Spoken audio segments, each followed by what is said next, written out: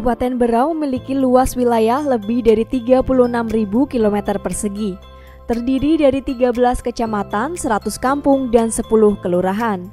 Jumlah penduduk yang ada di Kabupaten Berau menurut data BPS adalah 232.287 jiwa. Salah satu potensi yang dimiliki adalah gula aren yang menjadi kebutuhan dasar dalam pemanis masakan. Tanaman aren yang termasuk pada jenis tanaman palma ini tumbuh bebas dan subur di Kampung Dumaring, Kecamatan Talisayan, Kabupaten Berau. Tanaman aren selain dimanfaatkan untuk membuat makanan kolang-kaling, juga dimanfaatkan untuk dibuat gula merah dengan cara disadap. Tanaman aren masuk dalam komoditas tanaman perkebunan. Harga gula aren cetak berkisar Rp32.000 per kilogram. Walaupun harga yang terbilang cukup tinggi, namun serapan produk gula aren Kampung Dumaring masih cukup kecil dikarenakan kalah saing dengan gula aren dari Sulawesi. Hal ini yang memantik Yayasan Konservasi Alam Nusantara atau YKAN melalui Lembaga Penelitian dan Pengembangan Sumber Daya dan Lingkungan Hidup atau LPPSLH membuat kegiatan peningkatan kapasitas dan pemahaman petani terhadap standar penjaminan mutu komoditas melalui pelatihan ICS dan produksi gula semut organik.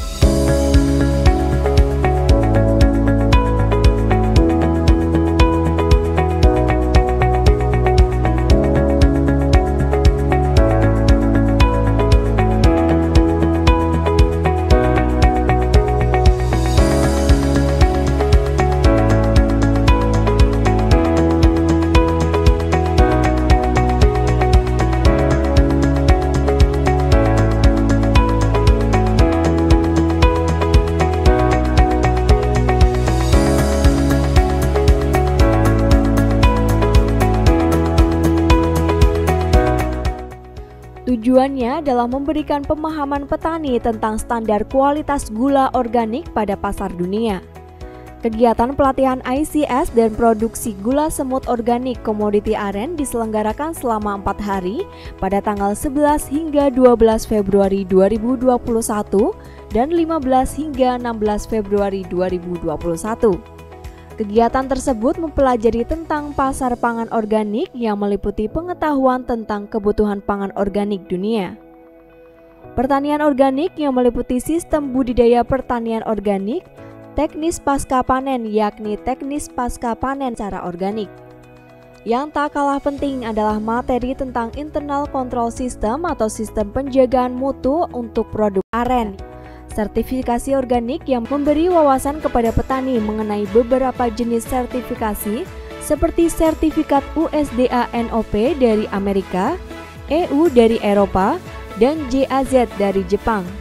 Namun juga petani dikenalkan dengan sertifikasi nasional Indonesia seperti sertifikasi organik Indonesia, halal, dan rainforest. Tak kalah penting adalah praktik pembuatan gula semut organik, mulai dari teknik pembuatan gula semut yang baik dan praktek lapang tentang batasan lahan organik. Kegiatan ini dilanjutkan dengan teknik packaging produk yang meliputi teknik penjualan retail melalui pengemasan, penyusunan harga bersama yakni penyusunan harga yang layak dan harga pokok produksi. Output dari pelatihan tersebut diharapkan kelompok petani akan menjalankan sistem penjaminan mutu secara partisipatif dengan SOP pada budidaya pertanian organik dan pada pasca panen, serta melakukan penjualan bersama produk gula semut organik yang menjadi penentu kualitas produk gula aren di Kampung Dumaring, Kecamatan Talisayan, Kabupaten Berau.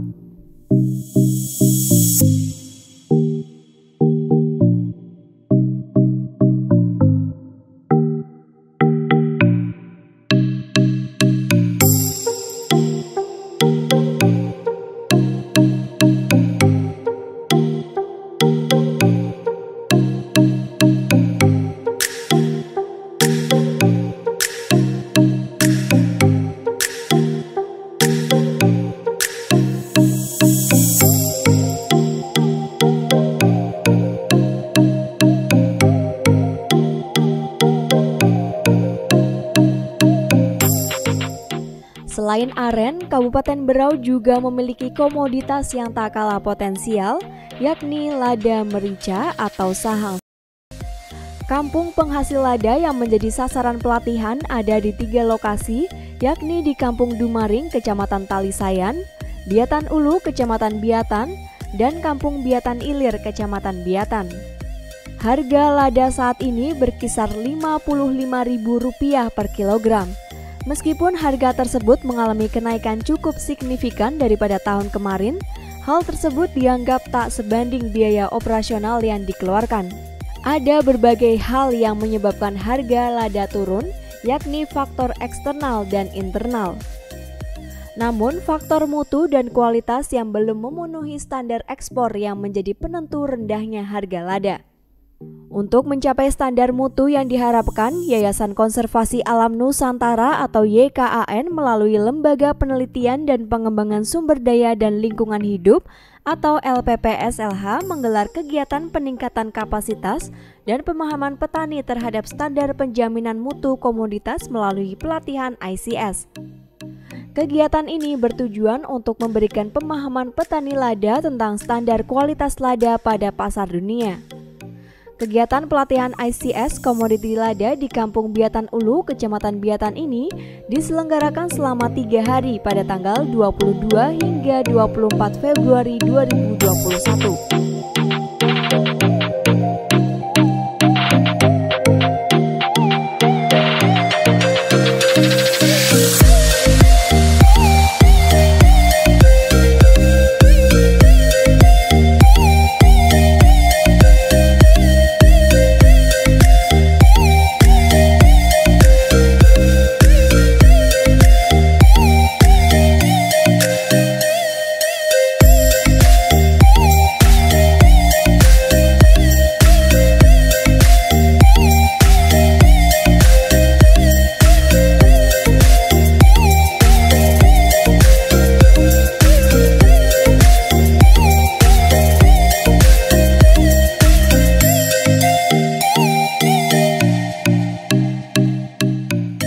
Kegiatan tersebut mempelajari tentang pasar pangan organik, pengetahuan tentang kebutuhan pangan organik dunia, pertanian organik, sistem budidaya pertanian organik, teknis pasca panen, teknik pasca panen lada secara organik, internal control system, sistem penjagaan mutu untuk produk lada, sertifikasi organik seperti sertifikat USDA NOP dari Amerika, EU dari Eropa, dan JAZ dari Jepang.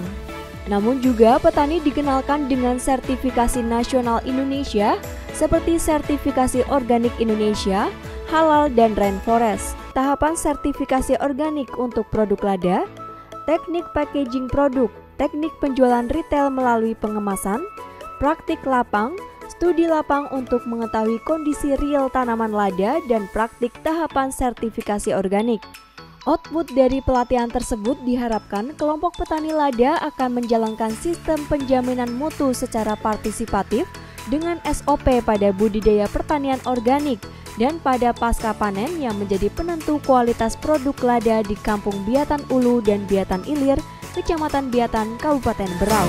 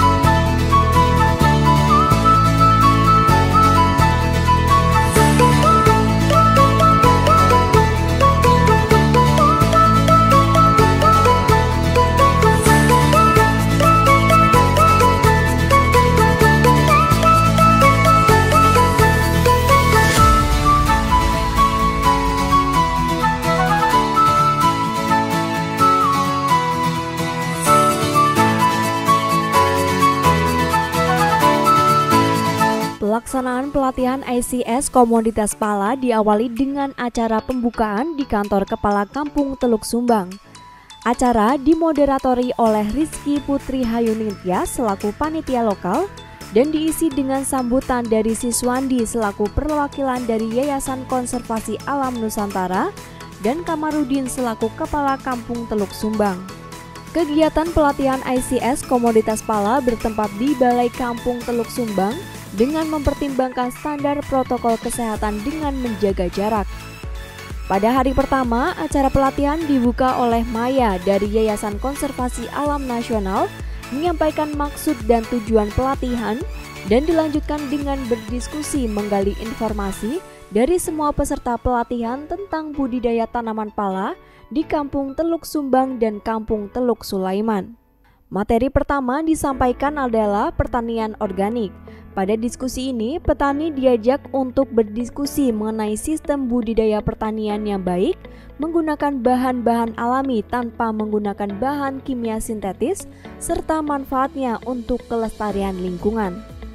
Materi hari kedua yaitu tentang Good Handling Practices atau penanganan pasca panen yang baik dan Internal Control System atau ICS Komoditas Pala. Fasilitator menjelaskan beberapa cara penanganan pasca panen yang baik seperti memanen pala dengan cara dipetik, menggunakan para-para untuk pengeringan, dan memanfaatkan fuli dan juga daging buah untuk menjadi makanan.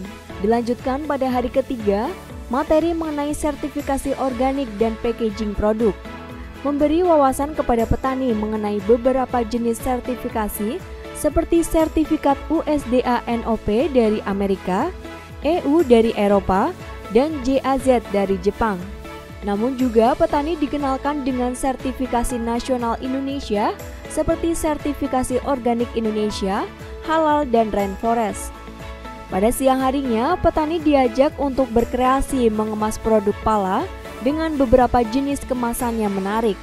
Pada hari keempat, yaitu kunjung lapang, seluruh peserta mengunjungi tanaman pala di kebun Pak Paramor. Jalan masuk ke kebun pala masih sulit dilalui karena masuk berupa hutan. Setelah melihat kondisi lahan dan menanyakan beberapa pertanyaan ke petani untuk menjelaskan cara menginspeksi lahan dan petani, dilanjutkan dengan beristirahat dan berdiskusi santai mengenai hasil pengamatan kondisi lahan dan peluang pala Teluk Sumbang dan Teluk Sulaiman untuk diorganikan. Setelah selesai kunjungan lapang, peserta diajak berdiskusi lagi untuk membahas mengenai penentuan HPP atau harga pokok produksi dan RTL atau rencana tindak lanjut.